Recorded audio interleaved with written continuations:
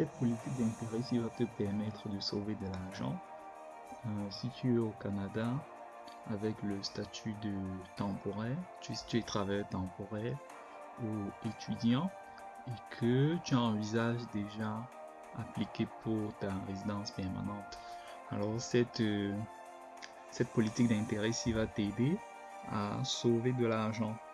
En fait, il s'agit de quoi? Vous savez, quand tu immigres au Canada, dans ta procédure, à un moment donné, on va te demander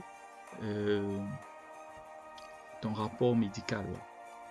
On va te demander les examens médicaux. Donc, si tu es au Canada avec le statut de temporaire, lors de ta résidence permanente, on va encore te demander les résultats de tes examens médicaux. Alors, ce que tu vas faire, tu vas tout simplement, il y a une politique d'intérêt qui a été mise en place. Nous allons aller sur le site du gouvernement canadien, site dédié à l'immigration, dénommé ici ISCC. Donc nous allons aller ISCC.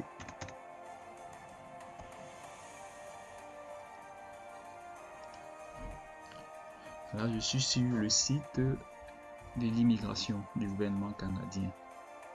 Ok, nous allons écrire ici là.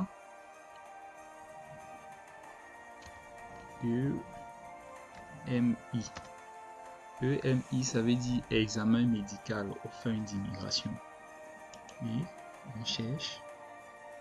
Ok, nous allons cliquer là.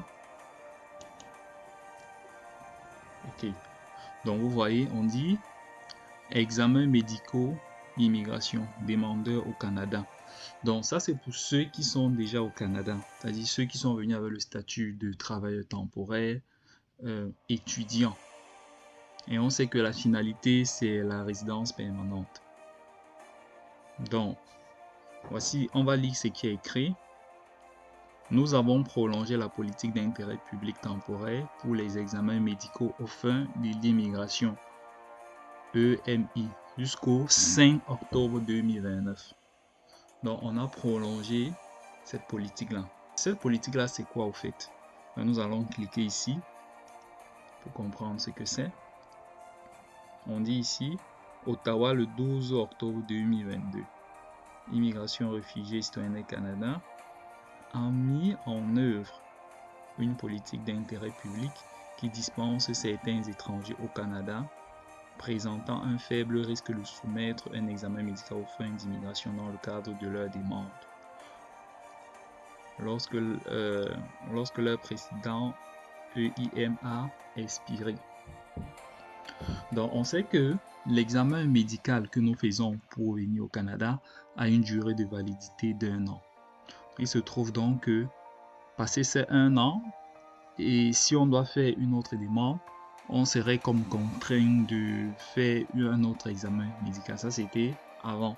Donc, ils ont adopté cette loi-ci là en octobre 2022 qui faisait que si tu as déjà eu à faire l'examen médical, bien que ton examen soit déjà expiré, tu peux toujours soumettre cet examen-là pour tes nouvelles demandes.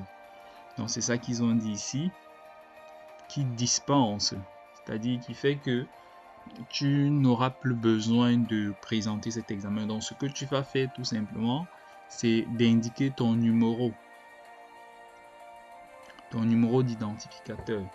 Parce que sur la lettre d'instruction pour les examens médicaux, il y a un numéro qu'on appelle numéro d'identificateur. C'est ça que tu vas renseigner dans ta demande. Et c'est ça qui te permet de sauver de l'argent. Ça, c'est une information vraiment importante. Vraiment importante. Je connais beaucoup de personnes qui, au moment de faire leur résidence permanente, se sont vues en train de faire un autre examen médical. Pourtant, ils n'en avaient pas besoin. Il fallait juste aller sur le site du gouvernement canadien et chercher. C'est ça, donc tout est sur le site. Ici, lorsqu'ils soumettent une demande, les demandeurs doivent fournir l'identificateur unique médical de leur précédent examen médical. La politique d'intérêt public temporaire reste en vigueur jusqu'au 6 octobre 2024. Donc, cette politique-ci est en vigueur jusqu'au octobre 2024. Mais très récemment, ils ont prolongé. Ils l'ont prolongé, c'est ça ici, jusqu'au 5 octobre 2029. Donc, vous voyez très bien comment c'est écrit ici, mise à jour. Donc, c'est la petite information que je tenais à partager avec vous aujourd'hui. J'espère que cela vous a plu.